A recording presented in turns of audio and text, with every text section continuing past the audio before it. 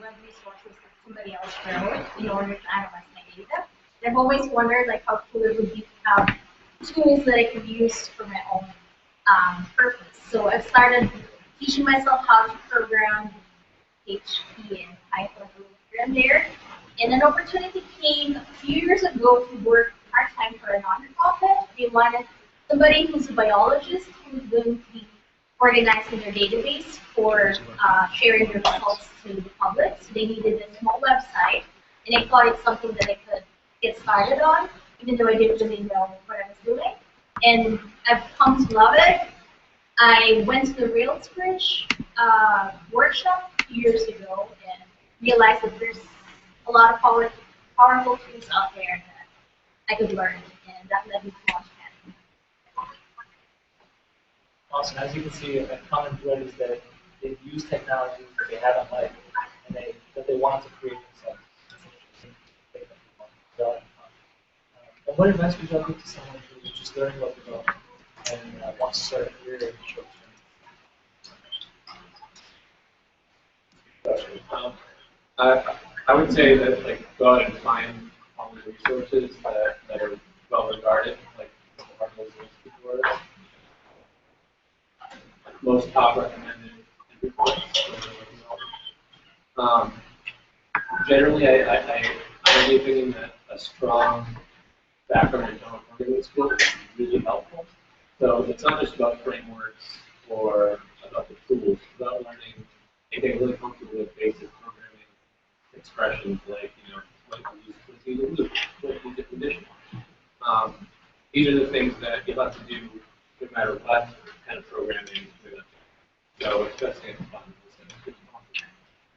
I second that in the sense that programming is important. So all these trendy frameworks and stuff, they're going to come and go eventually. We're going to transition to other newer, shinier technologies just because that is the nature of the beast.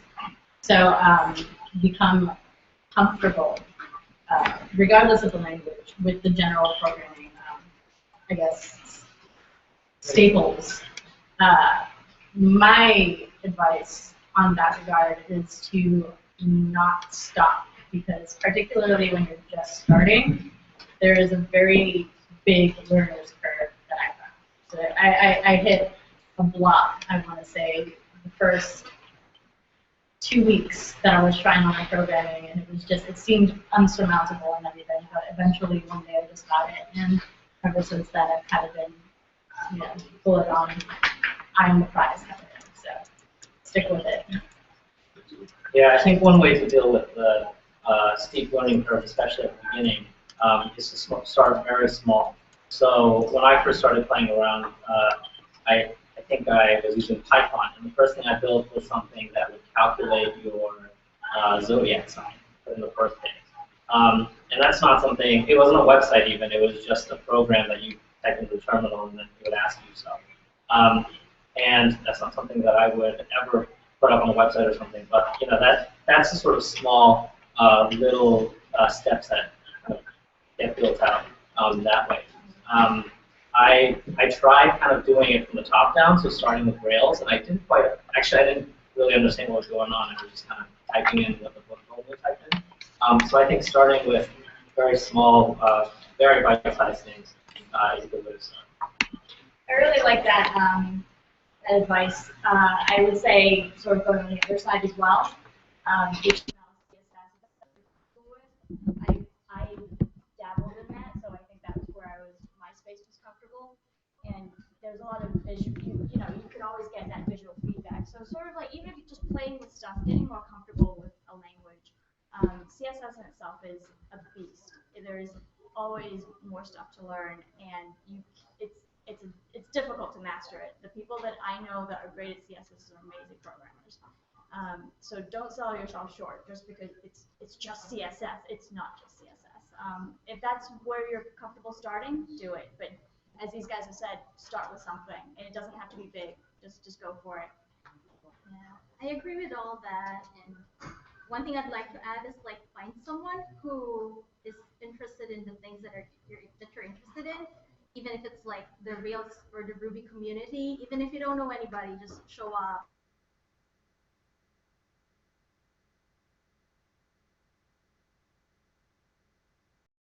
programmers like coding on your own in your basement and coming up with awesome ideas. That's not true. Coding is very social.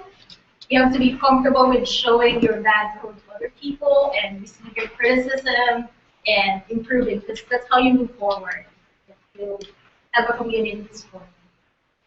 On that note, pick something that you actually like to do too. Because I think one of my first programming things was like, it was like a battle simulation for like a text game or something like that. And like, it was just a bunch of like for loops and stuff, but it made me feel so cool. And like, from that moment on, I was just so hooked. It was like ridiculous. So do something you actually like have an interest in doing. Because if you're doing these like, you know, cookie cutter projects that like really mean nothing to you, it's not going to stick like it would anywhere else. Just look down real quickly. Be prepared for frustration. You will be horribly frustrated when you get through playing the program. It's not easy to learn programming, no matter how many tutorials say it is. You will get frustrated. You'll want to give up at one or more points. I know I did. And the thing is, it's something that really anyone can learn as long as they put an effort into it. So just get started. I know it sounds really cheesy, but just, you know, sometimes you take a little break, take the day off, whatever, just go back to it and keep going. Yeah, in my own experience, as I was playing around with different languages, I sort of figured out that this was something that I was interested in. But one of the hard things is if I was to Google something, I would look at a Stack Overflow site, and at that level, I didn't quite understand what it was saying. And so having like somebody to talk to or somebody with more experience who would be able to help you is really valuable, and which is also sort of the logic which brought me to Logic Net. I take the social piece really seriously. So, on the teams that you guys work on now, what can you say you're looking for in a new hire or a new developer? Or if you're not looking to hire, what kind of team member do you Programming skills. So we ended up, on my team, I was actually in charge of hiring an intern. And it was an intern, so we weren't, the bar wasn't super high, but I ended up going through, I think, 20 different people because they weren't on par with programming. And while we, like, we're a Rails shop mostly, that wasn't specifically what, like, we didn't care how good you were at making front web apps. Like, you know, it's if you know how to program, you know how to program, and we can build off of that. In addition to that, I personally was looking for someone who was, I think, self-motivated, like just someone who, when they found interest, pursued them. Someone that's like curious outside of the work and so forth. And I personally find that kind of ambition and the ability to self-start very important. And yeah, that's what I was looking for. If you don't mind, let me interrupt. So a front app, for anyone who may not already know, is create, read, update, and destroy files or data or records. So that's what they mean. It's an app that basically alters information. Sorry. Does it? Yeah, I like to second that. When I interview people, I look for strong programming fundamentals.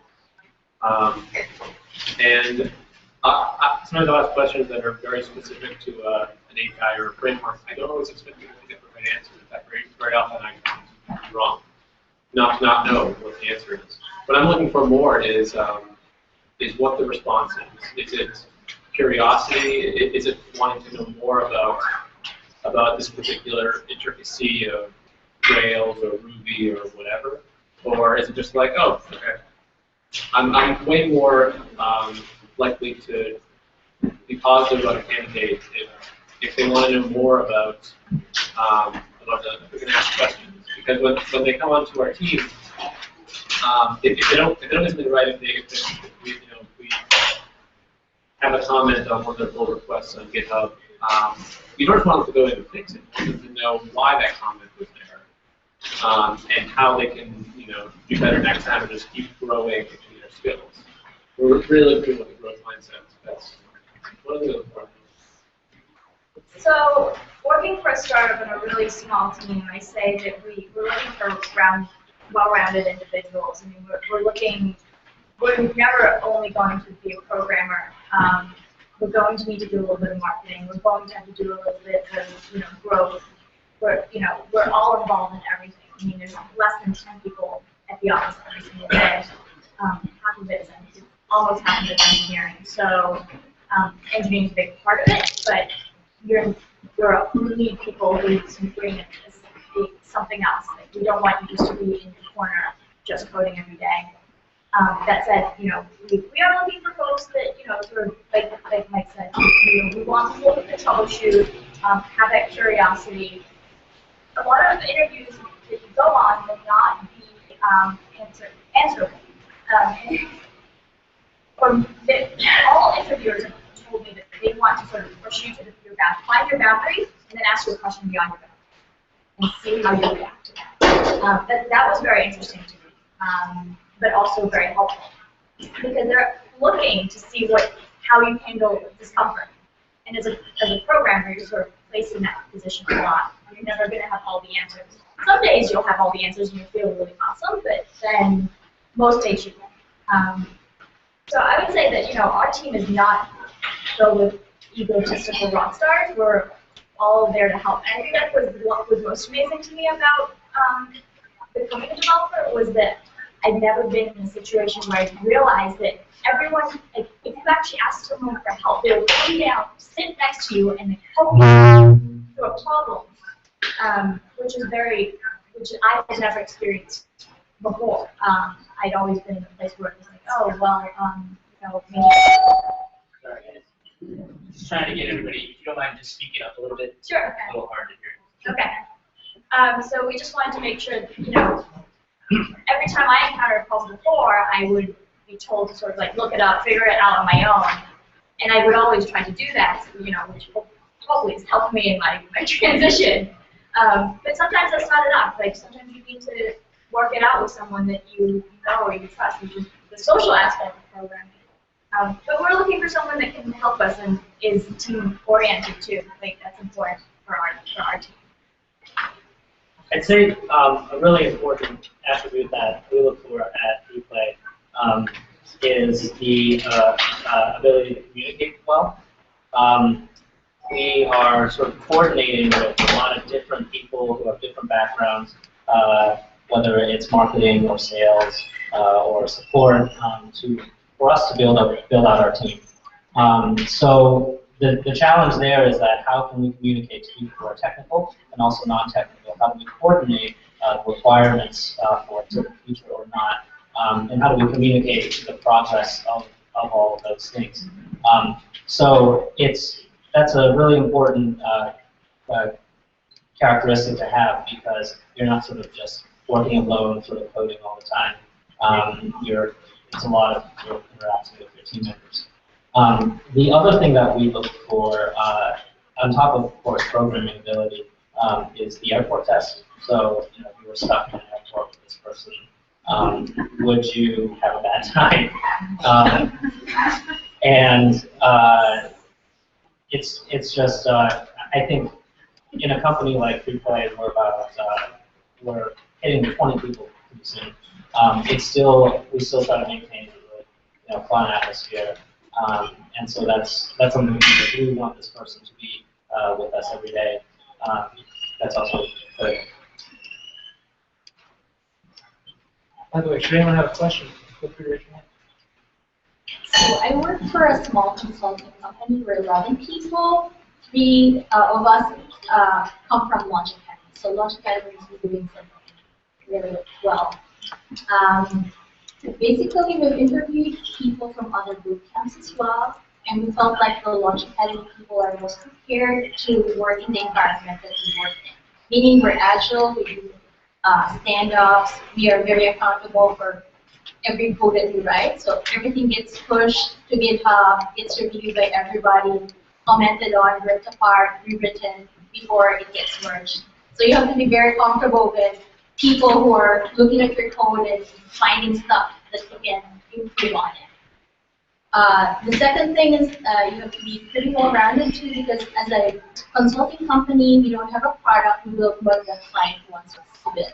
So some of the engagements can be for 1 month to fix a broken code or to add a feature to an existing product. It could be an engagement for several years with a big enterprise company that wants to develop a particular application, which means you have to be very technology agnostic. You may have to learn something new very fast under pressure. But the good part is that there's always somebody in your team that knows more about a certain aspect of the app than you. So it's more like you'll be very dependent on each other's micro expertise. You cannot be the know-it-all for everything, because 1 month later you'll be working on a different app and somebody has to inherit that domain knowledge in your mind so that that person will be able to coach you. And lastly, we want somebody who can interface with clients as well, because a lot of this is eliciting requirements from the clients, what they wanted. Because in the end, your app will not be successful if it doesn't meet a purpose that your client wants you to build your app. So we're interviewing people. I don't think you can hire as fast as we've been hiring in the past year, but we're always open to meeting people who are interested in software development.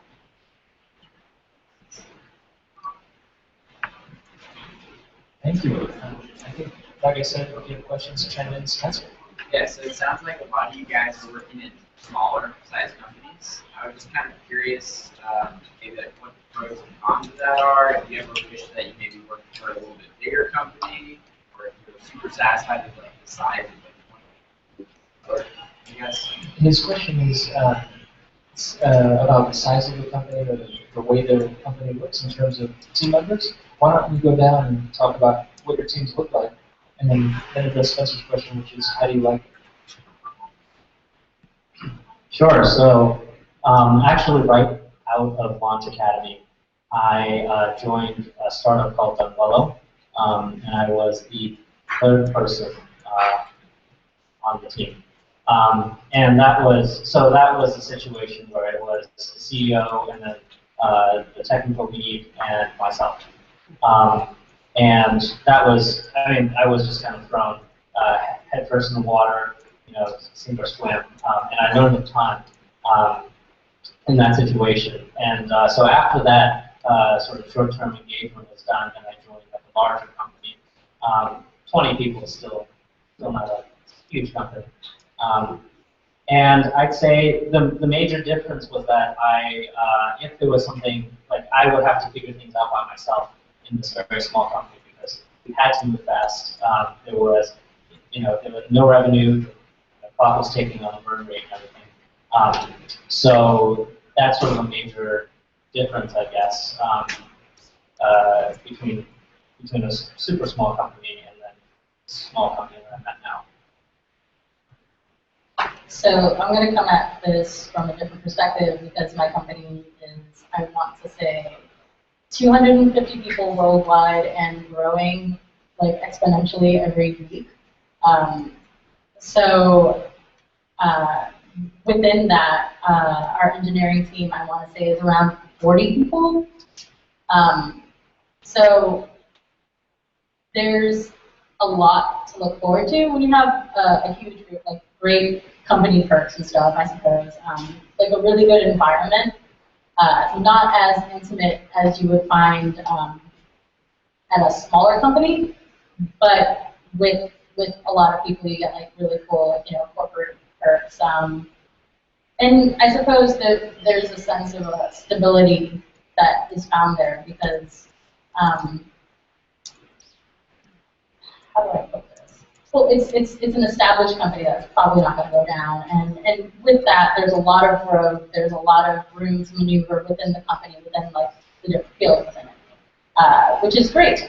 The downside is communication turns into a major cornerstone. Like it's miserable trying to coordinate between more than, I want to say, 10 people at a time. Like there's a tenant that like if you have like more people, like if you have to order more than one pizza, you have too many people on your team.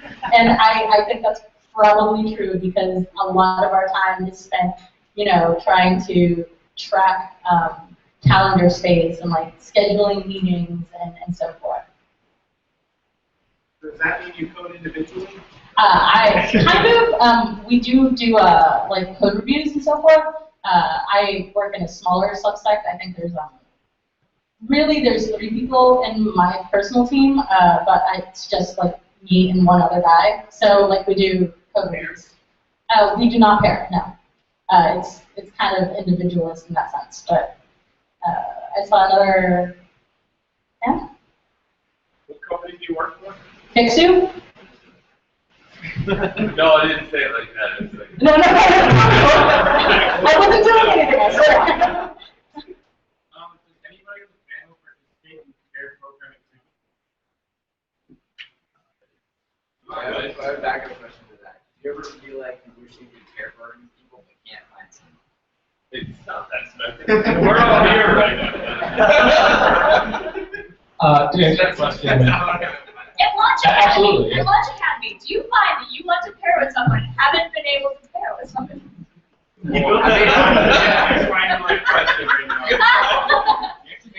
Yeah, actually, like outside of Launch Academy, like, do you wish you could like get access to other like programmers outside of your company to pair program with, but you just don't know how to access those people? It's doing customer development right. So wait, airfare? I got you. Airfare? Is that what you're talking about?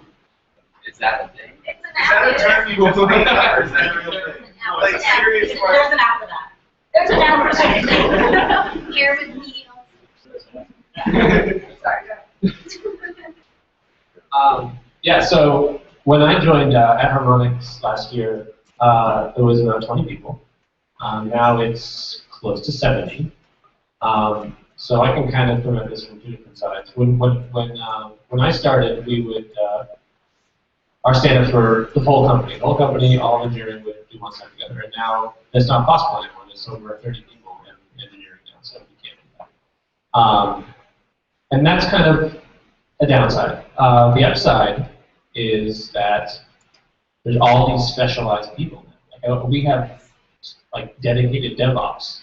If I need to get cloud monitoring or logging set up for an application I'm working on, I can go to someone who is familiar with this, and they will be able to nail it the first time because they've done it before. I won't have to scratch around and hopefully figure something out. And it's also great to learn from those people because inevitably they will know way more about their very specific thing than you ever will. Like we have a MySQL hero with my work that knows everything about MySQL. If you have a question about our DNS, our relational database, they will be able to answer it.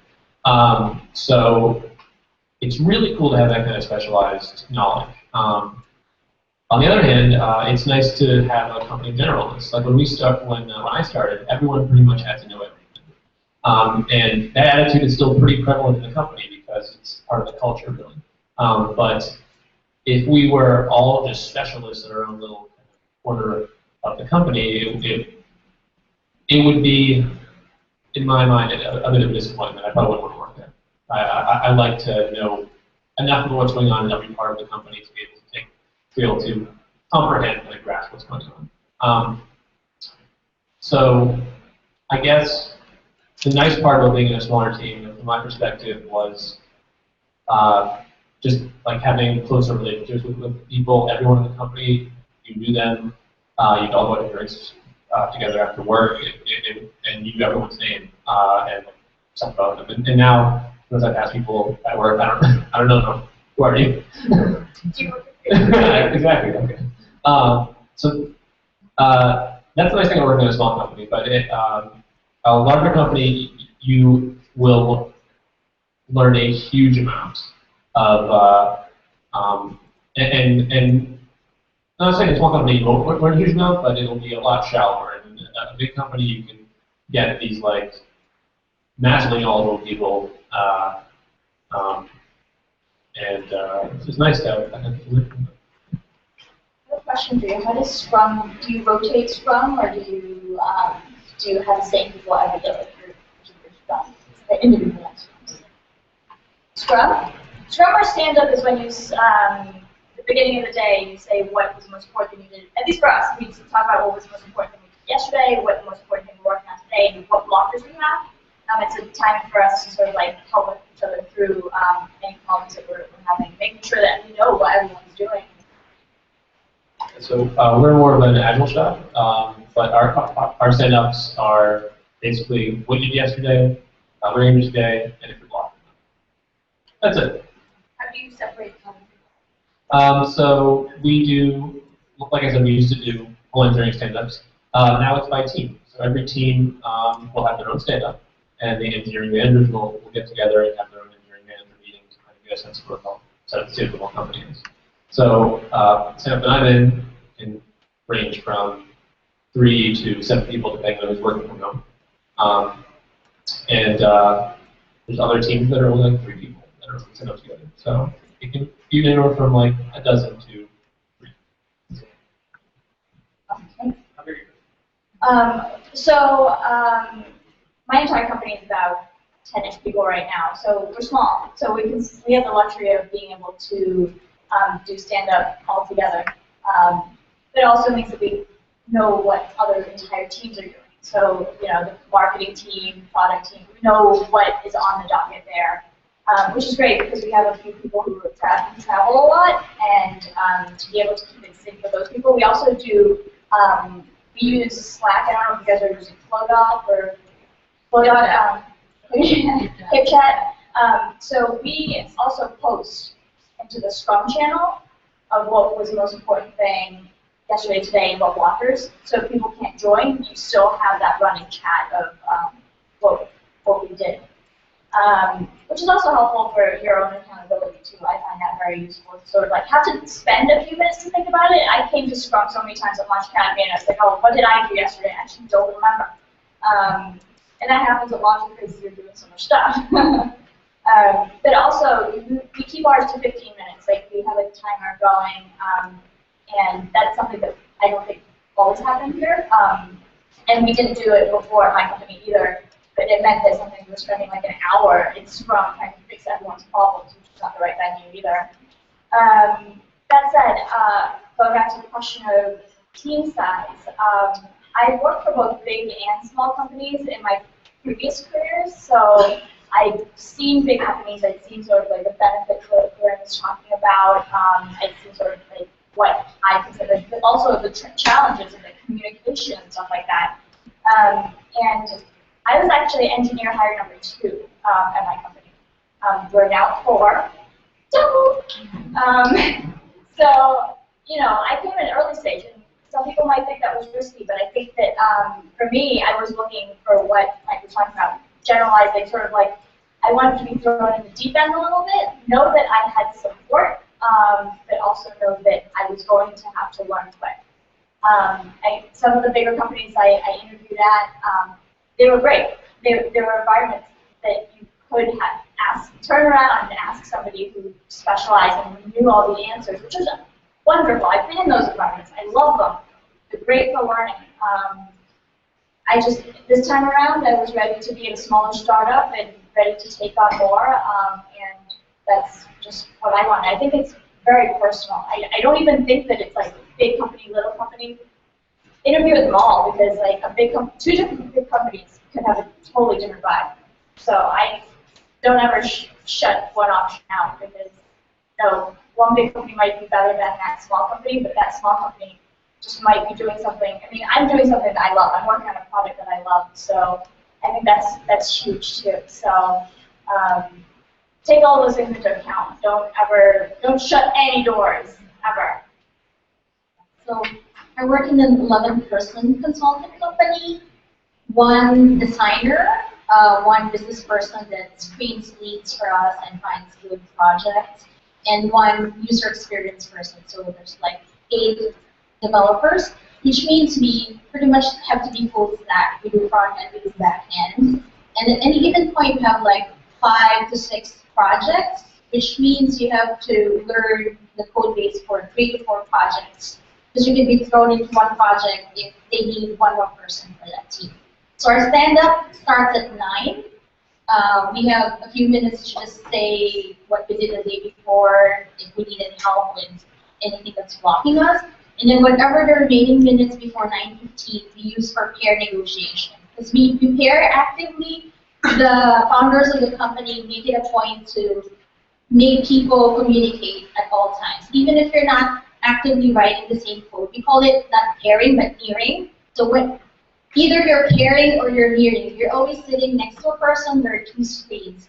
So if you don't want to actively pair because you need time to think about the problem you're solving, the first part is sitting down and then telling the other person how you plan to approach the problem. And then you make like a short to-do. This is what I'm going to be doing. So what are you going to do? And then you're going to do like your parallel coding, and at some point you meet in the afternoon and like merge what you did. So we found that imposing like strict pairing wasn't very good because it's so draining. You're sitting and you're explaining yourself to the person next to you all day. It can be very draining. But a combination of active two minds solving the same problem or two minds solving parallel routes to the same problem. The second thing that I like with the company is we do weekly planning meetings and monthly retrospective. We always ask, what did we do right? What did we do wrong? What can we do better next time? So I think the process is not perfect yet, but we feel like we're always moving forward every month, and we try to avoid the things that got us stuck with one project. So we won't repeat the same mistakes twice. So maybe one last thing that I really appreciate with the company that I joined, they always encourage you to learn new technologies. So we have like a tech budget every year, and go to a conference, go to this thing, attend a workshop, Bible. Even if it's not something that we need right now, technology is evolving. Maybe next client you will need to have that in. We're going to be ready for what's after the curve. Everybody just tries to get better at software development.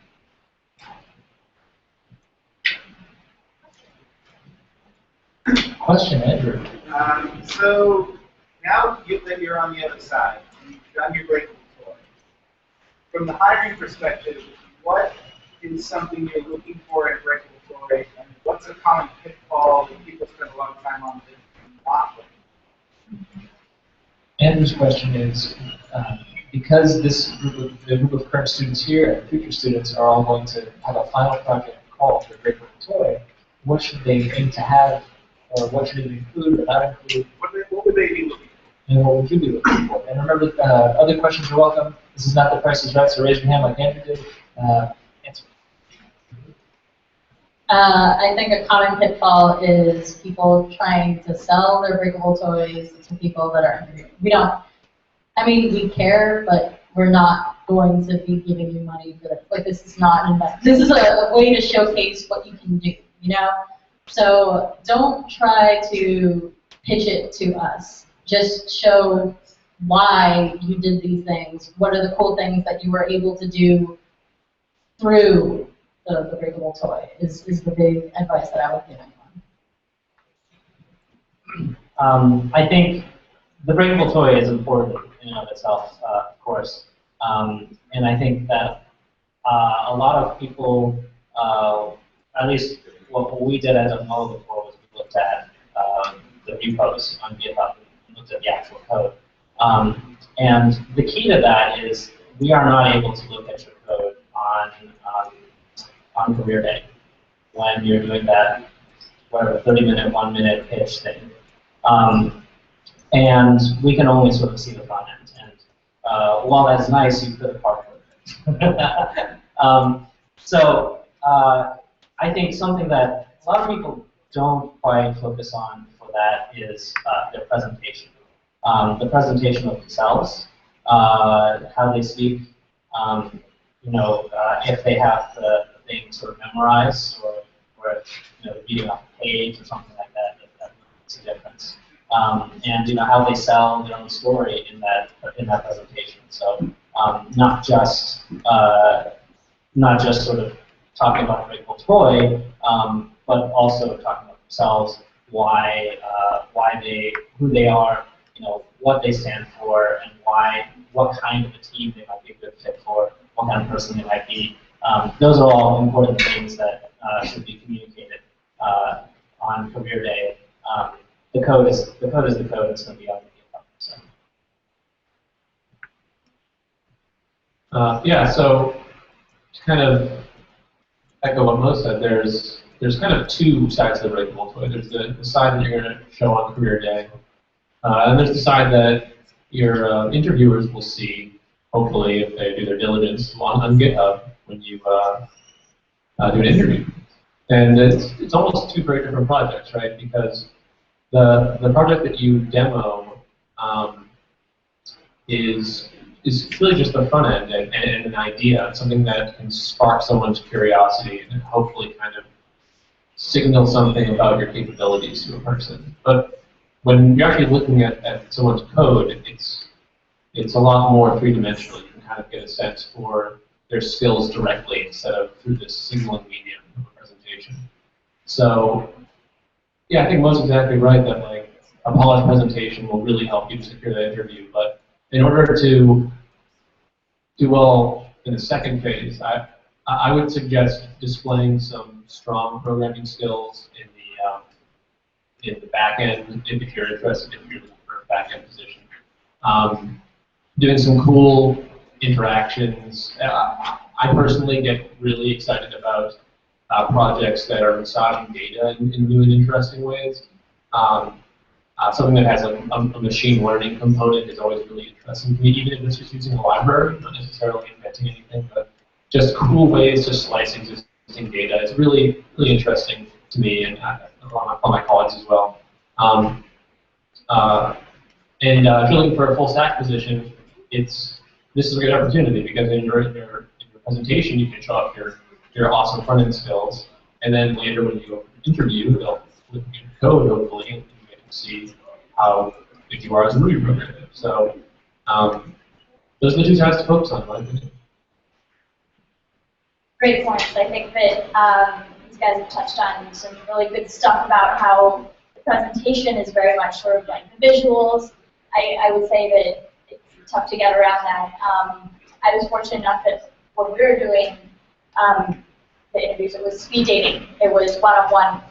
You talk to everyone, which meant that I could explain my back end if things weren't as pretty in the front end. But with presentation, you sort of have to not neglect that part, unfortunately, because you're going to need something to visually attract.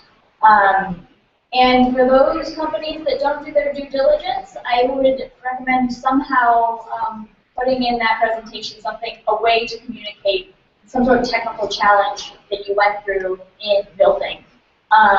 For me, that was like my ER diagram. I pushed it a little too far. You know, I made it something a little more complicated than I should have or could have. I could have made it simpler.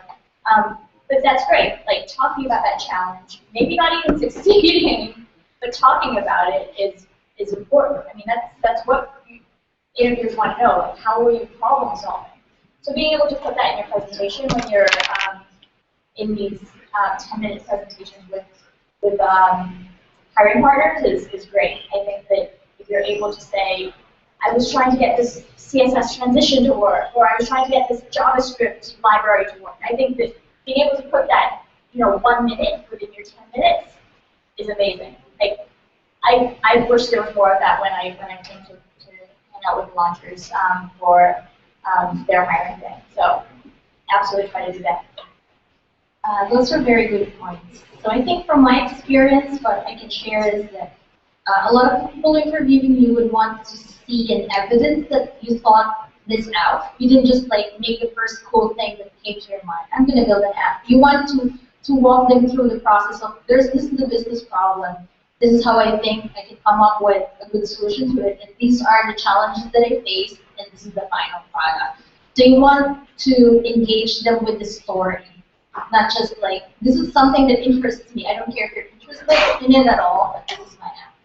So one thing that I noticed that some of the interviewers asked were like, don't show me the prettiest part of the app. Show me the ugly part, the parts that you want to keep working on because you're not completely happy with. So which parts do you think you need to refactor? So be prepared to show stuff that you're not particularly proud of at the moment, and have a plan for like, so this is how I make it better.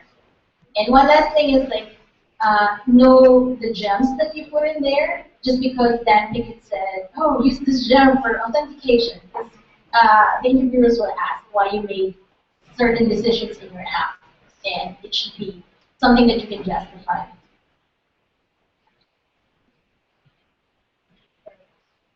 Question for Evan. Yeah, I have, Laurie, I have the same question, but for group projects. So I guess it was pilot projects in your cohort, and it more relates to the process of group projects and how that relates in benefit to you during the interview. So is it above the end product, or is it above the path that you took with the people that you were working with during that project? Evan's question is basically the same as the previous one, but with regard to the group project. What are you trying to accomplish, and what's some advice around that? Yes. Okay, so the cool thing about Launch Academy is that, like, when we get these group projects, it's in a fairly controlled space. So it's like basically your well-being or whatever is not contingent on you passing this project. So like that gives you some room, that gives you latitude and some room for experimentation. That gives you the ability to focus on doing it right rather than just doing it so you're not fired and, like, you know, wind up homeless and so forth. So with that respect, I think it definitely it's the process and not the end goal. Because especially nowadays, like, there are so many resources and stuff, there's so many things that you can do online to get more or less a finished project. Like, I love foundation and stuff, but I want to know that you have played around with, like, just pure HTML and CSS and kind of get, like, an idea of that, you know? So talk about that. Talk about your process of learning, and talk about how hard it is, and talk about what gets you stuck and stuff, because that's what's going to be valuable to the people who are looking to hire you. Not that you used this, and this gem to solve this problem and done. Because everyone else, like, there's always going to be a better way to do whatever you're trying to do. So we're not trying to see how good you are at, like, you know, giving us an end project. We're kind of trying to see how you think about it and how you go about that. I love group projects. I actually like my group projects more than I like my original talk. I want to toss that thing out the window by the end of it and just talk about my group projects. Fortunately, everyone knew about the breakable toy, so all the interviews would come up and be like, oh, so tell me about your breakable toy. I'm like, well, I did this cooler thing. But fine, let me tell you about my breakable toy. You know, I wouldn't be opposed to seeing a presentation about someone's group project. I actually wouldn't even be opposed if it was a group presentation on a group project that you guys are really proud of and you guys spent a lot of time on, because that's what we're looking for. We're looking for someone who worked on a team and got stuck together and figured it out together. Like, that's cool. Oh my God, I wish I could get presentations on group projects. But that's really all I have to say about that. Yeah, just a follow-up question. So, how would you say that diversity of experience within that group should be received from a launcher's perspective? So, for instance, if you're more experienced than others in that group, or if you're less experienced than others in that group, does that benefit you when you're talking to a company? Does that make for a richer dialogue?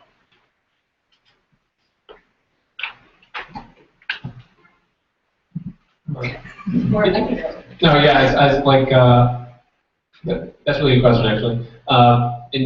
In my cohort, I was probably one of the more experienced people, and we did a couple of group projects, and I remember that it was kind of challenging for me because I wanted to kind of show off what I can do, but I also didn't want to detract from any of my teammates. I didn't want to kind of do so much for them that they basically didn't get much learning out of the project, or not as much as they could have. I also wanted to kind of let people play to their strengths a bit, you know, and if someone has a really excited about CSS or has some CS knowledge, you know, I want those people to be able to show off and do their thing. So when I was interviewing, I talked a lot about how on my project I was involved in in the decision process about who would be responsible for what part of the project, and I did a lot of the architectural work. So I think if you're more experienced, you kind of have a flexibility to kind of determine your role in the project to a greater extent. Yeah. Yeah. So similar to Mike, I had kind of the same experience where I felt I was particularly within the group projects, I felt I was a little bit more experienced, a little bit more comfortable with what we were handling. Like you mentioned, that gives you a lot of room because you get to, it's very self-determining. You get to decide what you're doing. You get to decide what you're going to be touching upon. You get to decide which aspects you want to focus and where you want to basically allocate your skills, which is great, and you should definitely talk about that. But the big thing about that kind of diversity is that it's like the most pure, I guess, representation of what you're going to find in the actual work environment. Because like, no matter where you go, everyone's not going to be at the same level. You know, you're going to be outclassed sometimes. People are going to know more than you. You're going to know more than people about certain subjects and so forth. And that can be kind of difficult, like learning to juggle that. You know, learning to juggle and really play to strengths rather than be held down by weaknesses and so forth. So these are absolutely things that you should definitely talk about, and you should definitely kind of draw from when you're trying to engage someone else. Like, I know there was one of the things that I did for my group projects was working with OAuth authentication and so forth, and I wound up writing a couple of blog posts about doing it, like showing it off to basically my teammates, and then we put that in blog form for everyone else to like use and see. And I actually had a couple of people from the cohort coming up to me afterwards being like, that blog was awesome because now I can totally do it and I couldn't do it before. So, yeah. Question there? I do. Yes, John. So you guys are talking about how you guys do paired programming and you do stand-ups in the morning. So what would you say is some of the experiences you got from Launch Academy that directly translated into your job today? John's question is, we talked a little bit about pair programming and about stand-ups. What is it about Launch Academy that you continue to take on to your real-world job? Yeah. I have a question that would go along with that. Is there anything from your Launch Academy experience or anything in your first job that felt completely unexpected? Or on the other side, any complete surprises that you felt like you were not prepared for? Well, to answer the first question, I actually, in both companies I've been with, we did not do stand-ups. We didn't pair. But you know, the skill that I learned from Launch Academy that still was applicable in stand-ups and in pairing was to how to sort of properly communicate with somebody and work with people, you know, on something technical. So whether that's, you know, in a stand-up environment where everybody's together and you can talk about your blockers, you know, that's fine. Or if you just one day just sort of check in with whoever you're working with and saying, this is what I'm doing, or hey, I have a question about this, you know, those aren't particularly different things. There's just a structure for a stand-up or pairing. And then to answer the second question, something that surprised me coming out of Launch Academy was not many places have test coverage, or don't do TDD, or even completely dislike TDD. At least back when we graduated, there wasn't the whole DHH TDD thing yet. And so that was quite, so we are taught sort of best practices, and I still do think TDD, and in my own personal projects I work with TDD, and I think it helps a lot in making my code good and in helping me maintain that code. But a lot of companies don't, and part of it is, hey, we just need something that will work, that'll start eventually making money or getting users on it, and it's sort of lower priority. I've worked with smaller companies, and that's sort of the case. Although, of course, it's not every company. Yeah, so the cool thing about Launch Academy is that it uses a lot of like real-world tools that a lot of companies are using. So by the time I left here, we use Git, we use the pivotal workflow and so forth. So it was a very natural transition from this learning environment to actual work, in the sense that like I pretty much knew everything that they were using anyway, like all the tools that they were using to facilitate actually working. So that was really convenient, in addition to the programming parts of it. Things that surprised me, despite the size of the company, there was a lot of, and I like this, so this is kind of like a plus as well as a minus. It's very, like, we don't do pairing. It's very individualistic. So, and there's also, while there is accountability, I'm not directly being accountable to someone. Like, they allow me to do what I'm doing, and then as long as I'm getting things done, it works. And that's great, but sometimes, especially in the beginning, it was kind of like, well, what do I do now? Like, am I doing this right? Like, there's kind of that, a little bit of the imposter syndrome, in which it was almost like I kind of wanted someone to hold my hand through it, and they did not. So that was, I think, the big surprising thing, was that they trusted me when I had really only been coding for like 6 months before working there. So.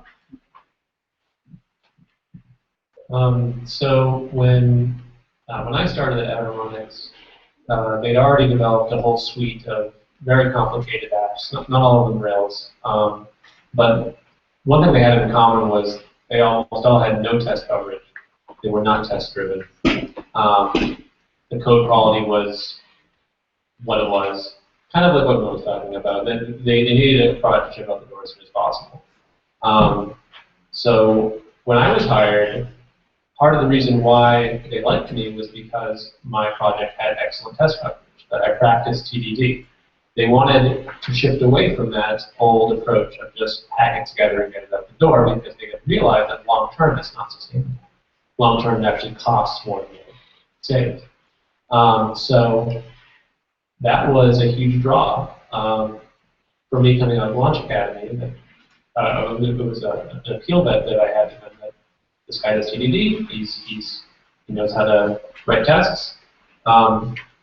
So for launchers that are looking for jobs, people thinking just going to Launch Academy, I would say that you're going to learn a lot of useful skills.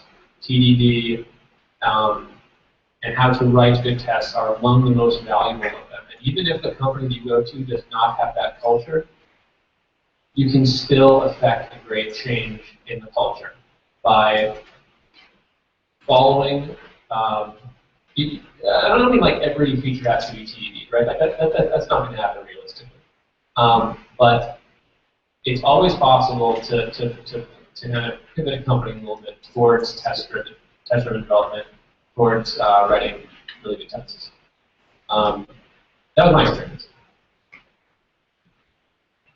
So I think that most of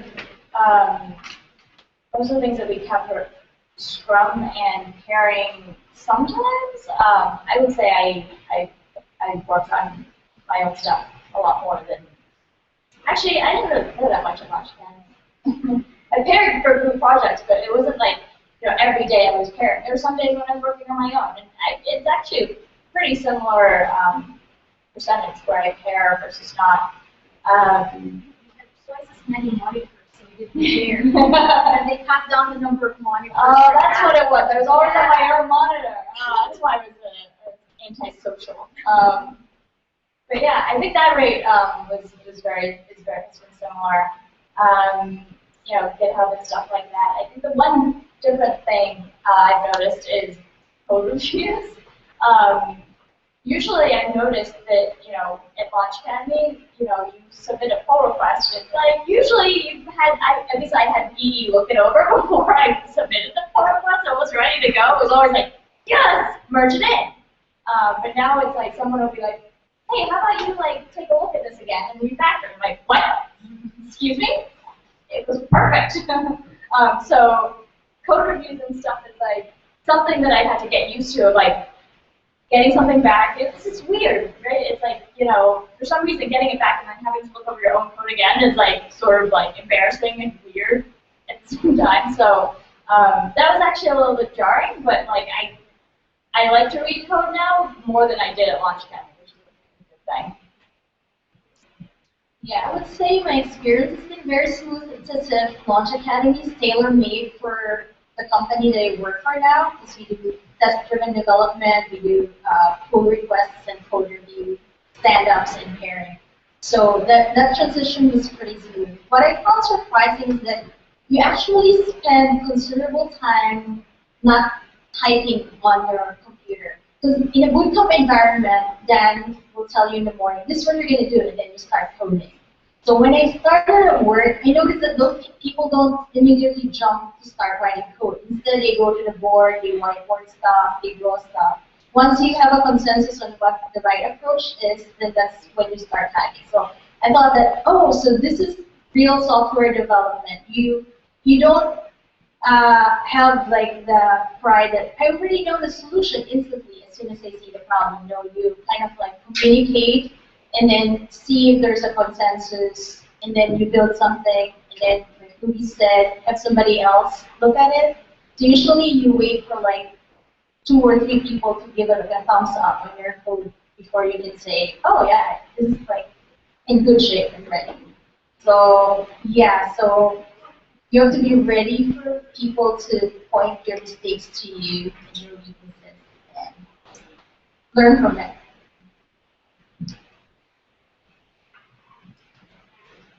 More questions from the audience? Chris.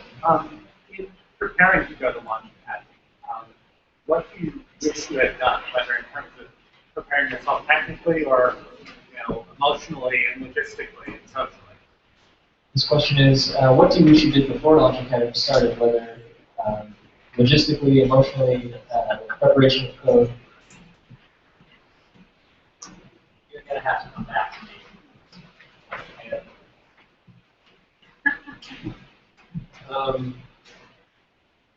Yeah, so when I started, when I knew that I was going to do Launch Academy, I went through a bunch of kind of Rails-specific material, kind of getting up to speed with at least the basics of Rails.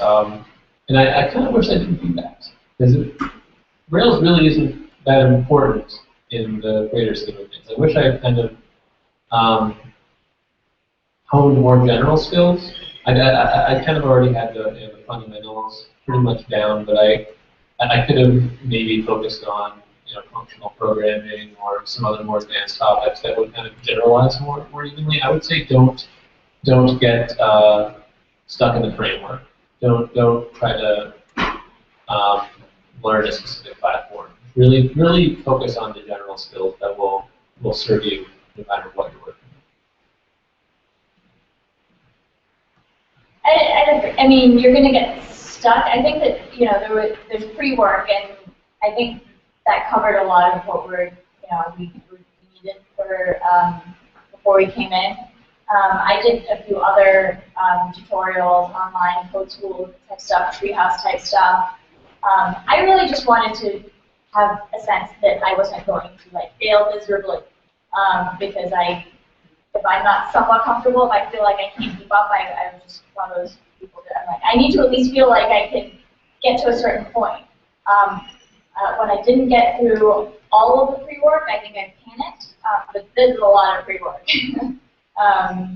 So I think that just feeling comfortable and knowing how to get through some, get stuck on something on your own for a little bit and try to troubleshoot it, know how you process that. How you get through a challenge, get through a problem. You may have to sit on it a day or two, but that's a luxury before coming to Launch Academy. You can get stuck for a couple days and come back. But just sort of whatever you need to do to be prepared for a lot of work for that 10 weeks, or just being prepared to lose weekends and lose nights and say goodbye to some friends for a little bit. You know, just what you need to do to do that, to separate yourself just for a little bit. It's a lot better than being, you know, college for 4 years alone. You know, say goodbye to friends, to start incorporating more friends into that life. But yeah, I think that for me, in preparation, I made sure that I knew that this is what that time is for, and I would much rather that than spend the next 2 years trying to like maybe do it half-assed and not really making it on my own. So that was much more important to me than the alternative. And I would say that during Launch Academy, even though I'm telling you to say goodbye to all your friends, maybe keep 1 or 2 of them around and make sure there's something that you do that's not Launch Academy related, but take a break every so often. A little, just try. Sequel. Sequel. One thing that surprised me in interviews is how frequently I got asked SQL-related questions. Our cohort didn't study SQL at all. The only SQL that I knew was stuff I'd already kind of come in knowing, a little research into my own. And it was hugely beneficial to me, and I wish I had known more. So I would suggest on your own getting really comfortable with SQL. For some reason, interviewers love to ask questions about join. I don't know why they like join statements so much, but I would suggest being comfortable. With what? Uh, Join statements in SQL. They're the best. Well, you get so much more information from that. Before you go on, I don't know all your names. So before you Mike. say, Mike, okay, good. Focus on programming in general. Generality more than you be more specific about generality. Sure. So at a fundamental level, I mean basics like Boolean logic, conditionals, the different kinds of loops and iterations you can do. I'm also talking about set theory things. Like SQL is an example of a set theory. There's also like a Ruby has a similar thing called select and reject that lets you operate on sets. So it's really important to get comfortable with collections and how to manipulate them. Right, exactly. Another important thing is data types. So knowing at a very basic level, strings, integers, booleans, dictionaries and arrays are very, very complicated and hard to understand fully because they're very versatile, but they are your bread and butter when you're a developer. So whether it's Ruby's hashes, Python dictionaries, get comfortable with that class data type. And arrays will always be with you no matter what language you're working in. So knowing when to use an array, how to append to arrays, how to accumulate arrays, all super important skills. So 2 things. One, when I started Launch Academy, I was still working part-time waitressing on the weekends. That lasted 2 weeks before that did not last long at all because it is a very intensive program and you don't get quite as much out of it if I have to worry about going to work. So I wish I started off without that because that was a little bit of added stress that I really did not need in my life at that moment. The other thing is kind of going off what Mike said about like general programming, and I'll be more specific.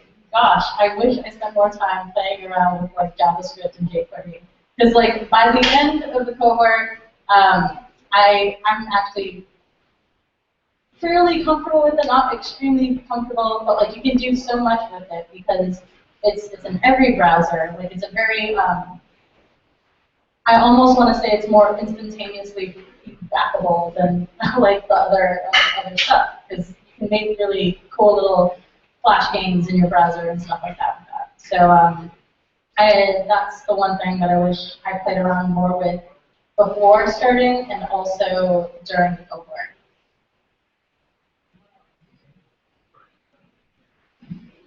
I would just add that on top of sort of preparation for before Launch Academy in terms of preparation for what happens immediately after.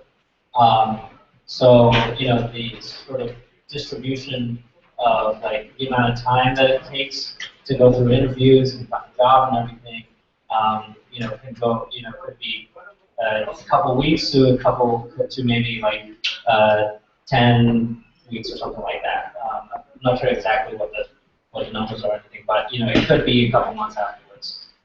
And so a lot of one thing to sort of prepare for is sort of a job search period. It's not sort of a magic, you know, you're done kind of moment. So. Thank you. We're not going to take any more questions. We'll just break out into a more casual format for people who are tuning in. This is the end of the live feed. But just as a side note, these are now established professionals, and the words that they use, the terms, the concepts that they're aware of, they all have now, but maybe they didn't when they first started. So don't be intimidated. You'll build yourselves up to that soon. And that's it. Please feel free to approach them. They're just willing to help you in a one-on-one chat as they are in this forum. So go for it. Thank you so much for coming.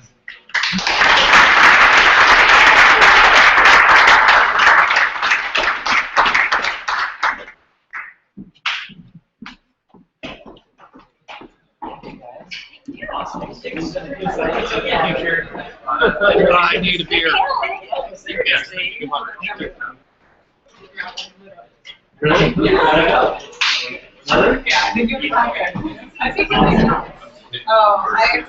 Home day by day. You in a while, I know.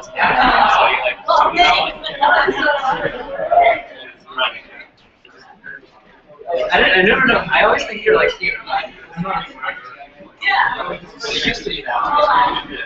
Right, that's just, I'm literally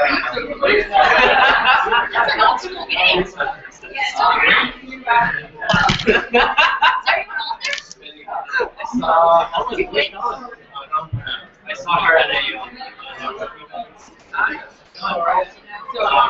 and she was like, she left me with this person who then started to sell me every company. I was like, I'm not, sorry, I'm not a boss. I was like, it's not this one.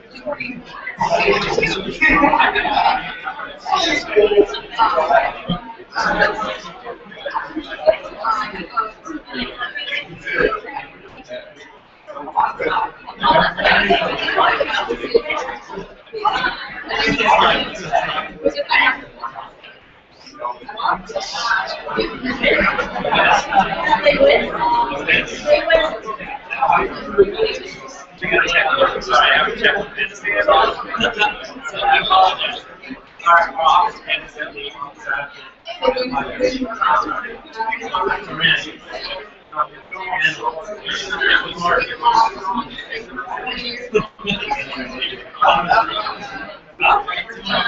just kidding, I love it.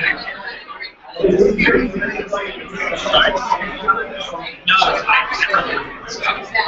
I think really like it's very random.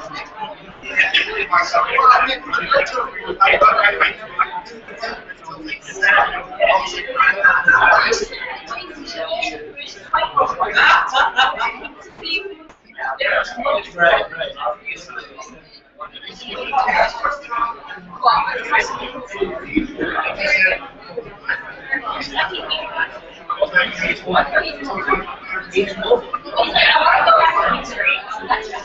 You guys still?